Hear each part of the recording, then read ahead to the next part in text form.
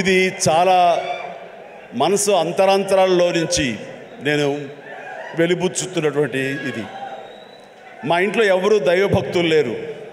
నాన్నగారు కమ్యూనిస్ట్. ఆయన ఫోటోకి దండం పెట్టడం చాలా రేరు.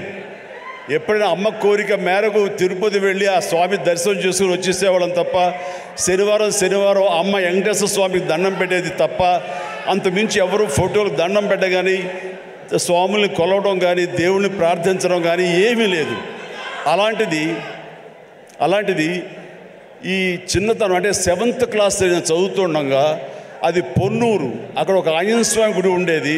ఆ ఆంజనేయ స్వామి గుడిలో నేను రోజు వెళ్ళి ఆంజనేయ స్వామి దండం పెట్టుకుని వస్తుంటాను స్కూల్ నుంచి వస్తూ.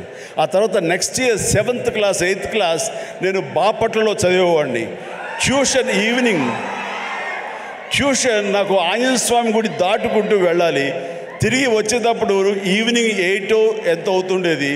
కొంచెం చీకటిగా ఉండేది. ఇప్పుడు అంత బిజీగా అప్పుడు ఉండేది కాదు కాబట్టి కొంచెం భయంగా ఉంటుండేది. కానీ ఆ హనుమంతుడి గుడి పక్క నుంచి వెళుతుంటే అందులో ప్రసాదాలు ఇచ్చే సమయం, ఆ వంక ఈ వంక ఆకలి అవుతుండేది. వెళ్ళి ప్రసాదం కోసం హనుమంతుడితో భక్తి ఏర్పడింది నాకు.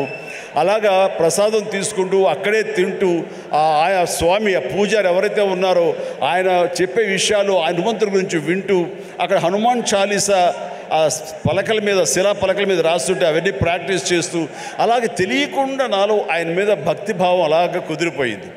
కుదిరిన తర్వాత అక్కడి నుంచి నేను మొగల్తూరు వెళ్ళి 7th 8th 9th క్లాస్ చదువుతాను.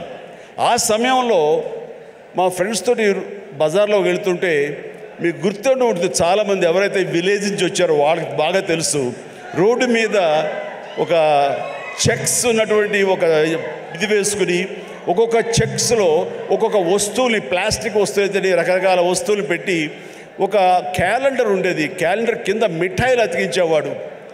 సో మనం 2 పైసలు 3 పైసలు ఇస్తే ఆ మిఠాయి మనకి ర్యాండమ్గా చింపుకోవచ్చు. అది ఓపెన్ చేస్తే ఇంత పెప్పర్మెంట్ ఉంటుంది. ఆ పెప్పర్మెంట్ వెనకాల ఒక నెంబర్ ఉంటుంది.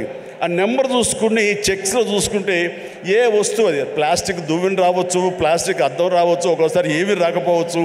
అలా చూసుకుంటే నాకు ఒక క్యాలెండర్ వచ్చింది. ఆ క్యాలెండర్ ఇచ్చాడు. ఓపెన్ చేస్తే హనుమంతుల వారి క్యాలెండర్, ప్రసన్న ఆంజనేయ, గుండె చీల్చుకున్నది. ఆ హనుమంతుడు వాడు ఏ సమయంలో వచ్చిందో ఈ రోజుకి మా ఇంట్లో అది అలా కొలువై ఉంది. ఆంజనేయ స్వామి ఫ్రేమ్ కట్టి అది పూజిస్తూనే ఉన్నాను గత ఎన్నో సంవత్సరాలుగా.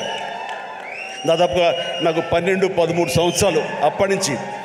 అంటే ఏంటో తెలీదు, హనుమంతుల వారి గురించి నేను ఆయన వెంటపడ్డానా, ఆయన మీద నాకు ఒక గురి కుదిరేసరికి ఆయన నా వెంటపడ్డారో నాకు తెలియదు. కానీ నా యొక్క జీవితంలో అంతర్భాగం అయిపోయారు.